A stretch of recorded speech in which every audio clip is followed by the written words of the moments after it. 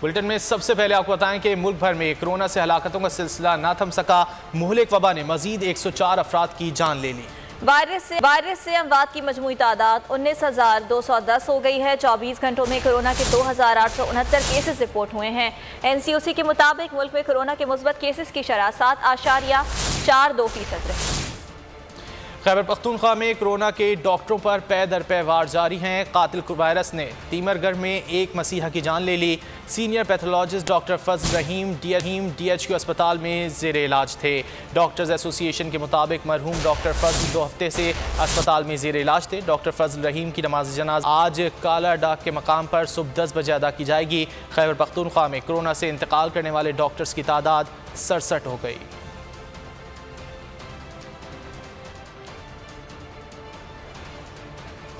आपको बताएं कि national command and control centre ने कोरोना के दौरान नमाज ईद की अदायगी के लिए खुसूसी हिदायत जारी कर दी हैं। ईद उल फितर की नमाज का बंदोबस्त खुले मकामात पर किया जाए। नमाज ईद का खुतबा मुख्तसर रखने की दरख्वास्त की गई है।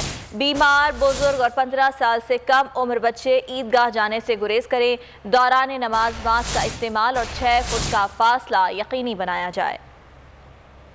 NCOC ने ईद उल फितर के लिए गाइडलाइंस की मंजूरी दे दी, जिसके तहत ईद की नमाज कोरोना SOPs के साथ खुली जगहों पर पढ़ाई जाए। मसाजिद में पढ़ाने की सूरत में दरवाजे और खिड़कियां खुली रखें। रश कम करने के लिए नमाज 2 से 3 बार पढ़ाई जाए। नमाज ईद का खुतबा मुख्तसर रखने की दरख्वास्त की गई।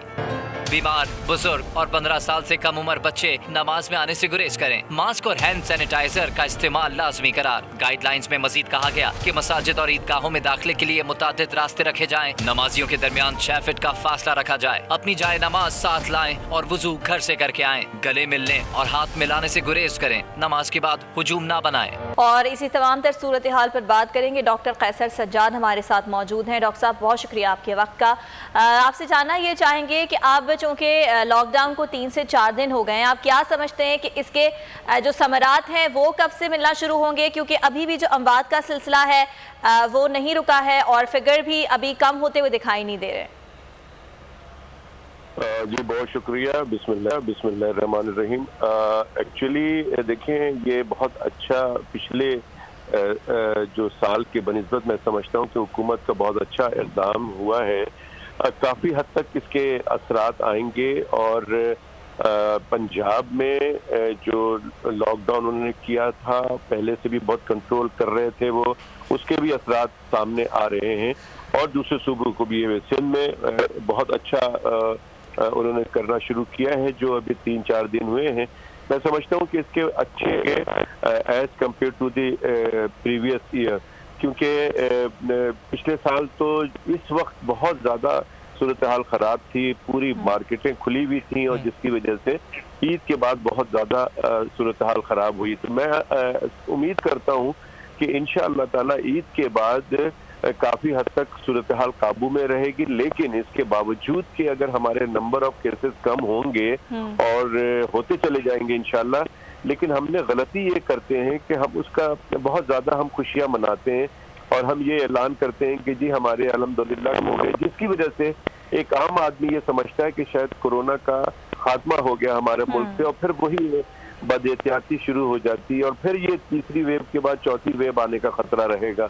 लिहाजा मैं समझता हूँ कि SOPs को, जो एक ही इलाज है कि SOPs को चाहे आपने गरा भी ली हो तो भी आपको SOPs। डॉक्टर साहब, ये फरमाइएगा कि ताजरों की जानिब से मुतालबा किया जा रहा है कि अब ईद उल फितर में 2 रोज़ रह गए हैं, तो कम अज़ कम रात के वक्त बाजार खोलने की इजाज़त दे दी जाए। क्या समझते हैं आप, इजाज़त दे देनी चाहिए इस वक्त अगर SOPs को फॉलो करते हैं वो लोग?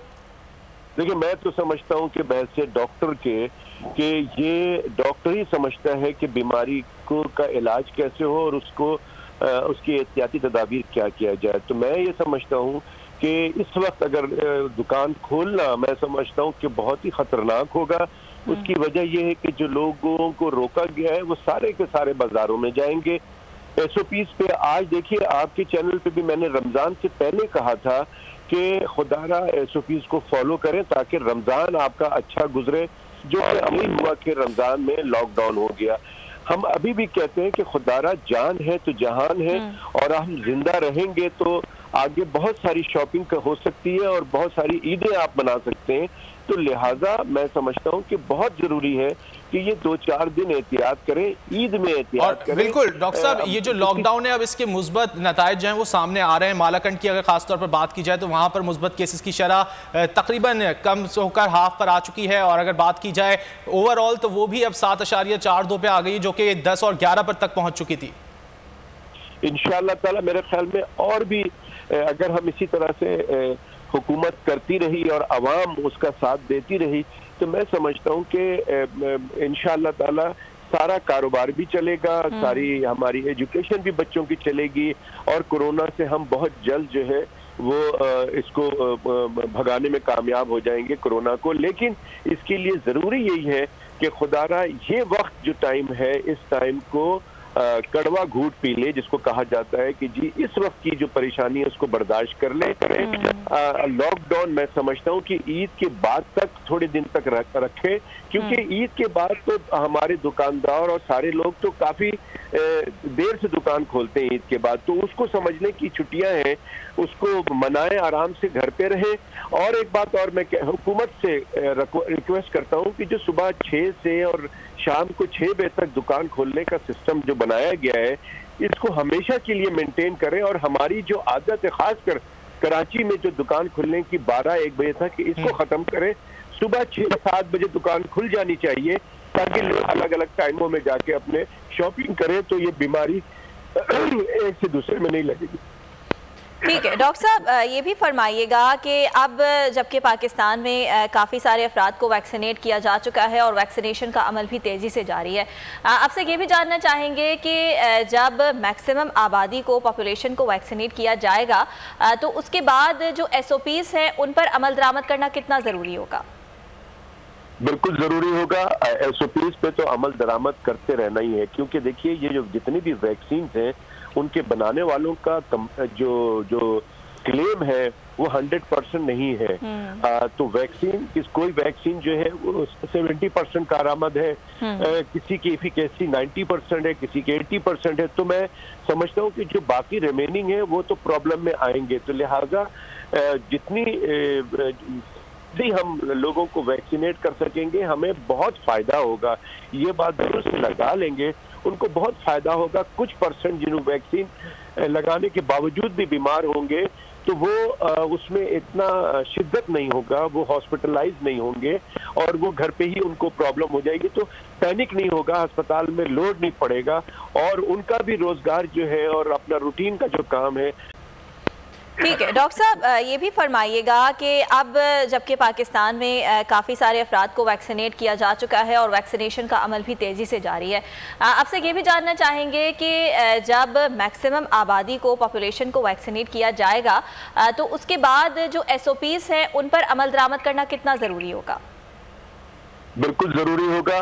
SOPs पे तो अमल दरामद करते रहना ही है, क्योंकि देखिए ये जो जितनी भी वैक्सीन हैं उनके बनाने वालों का जो क्लेम है वो 100% नहीं है। तो वैक्सीन कोई वैक्सीन जो है वो 70% कारआमद है, किसी की एफिकेसी 90% है, किसी की 80% है। तो मैं समझता हूँ कि जो बाकी रिमेनिंग है वो तो प्रॉब्लम में आएंगे। तो लिहाजा जितनी हम लोगों को वैक्सीनेट कर सकेंगे हमें बहुत फायदा होगा।